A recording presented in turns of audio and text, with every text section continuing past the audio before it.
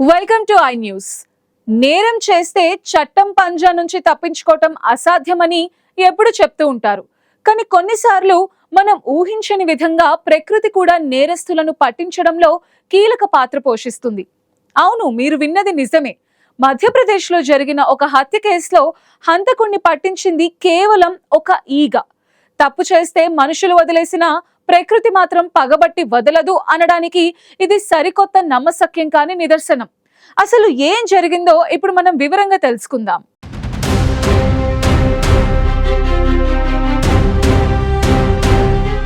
ఈ అద్భుతమైన ఆశ్చర్యకరమైన ఘటన మధ్యప్రదేశ్లోని డియోఘర్ పరిధిలో చోటు చేసుకుంది. అక్కడ మనోజ్, ధరమ్ అనే ఇద్దరు వ్యక్తుల మధ్య చిన్నపాటి గొడవ జరిగింది. ఆ గొడవ ఎంత పెద్దదైందంటే చివరికి ధరమ్ ఆగ్రహంతో రెచ్చిపోయి మనోజ్ను హత్య చేశాడు. ఆ తర్వాత నేరాన్ని కప్పిపుచ్చడానికి ధరమ్ అన్ని ప్రయత్నాలు చేశాడు. పోలీసులు వచ్చి ఎన్నిసార్లు ప్రశ్నించినా తనకు ఏమీ తెలియదని, తాను ఏ తప్పు చేయలేదని, నేను పూర్తిగా ఇన్నోసెంట్ అని పదే పదే బుకాయిస్తూ వచ్చాడు.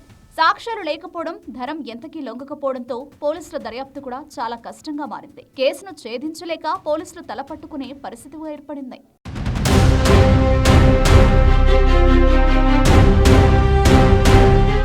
అయితే ఒక చిన్న విషయం ఈ కేసులో ఊహించని మలుపు తిప్పింది.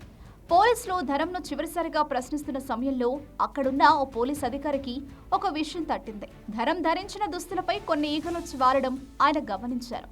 సాధారణంగా ఈగలు కుళ్ళిపోయిన పదార్థాల వద్దకు లేదా రక్తం వాసన ఉన్న చోటికి వస్తుంటాయి. ఈ చిన్నపాటి గమనికి ఆ అధికారిలో బలమైన అనుమానాన్ని రేకెత్తించి అదొక కీలక ఆధారంగా మారగలదని ఆయన కనిపించింది. వెంటనే ఎవరికీ అనుమానం రాకుండా ధరమ్ ధరించిన ఆ చొక్కాను జాగ్రత్తగా తీసి ఫోరెన్సిక్ టెస్టుకు పంపించాడు.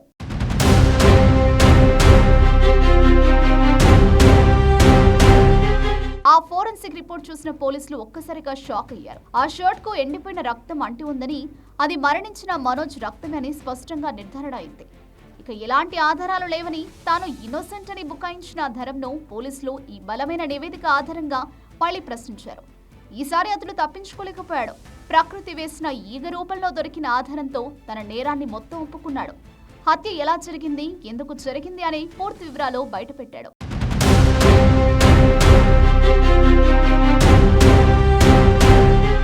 చూసారా, అత్యంత క్లిష్టమైనదిగా మారిన ఒక హత్య కేసును కేవలం కొన్ని ఈగలు ఇచ్చిన ఒక చిన్న ఆధారంతో పోలీసులు ఎంత సులువుగా ఛేదించారో.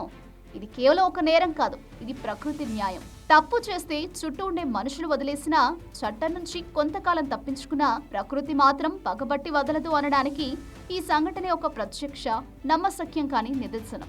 నేరస్తులు ఎక్కడికి పారిపోయినా, ఎలా దాక్కున్నా ఏదో ఒక రూపంలో, ఏదో ఒక చిన్న ఆధారం ద్వారా నిజం బయటపడుతుంది అని ఈ కేసు మనకు మరోసారి రుజువు చేసింది.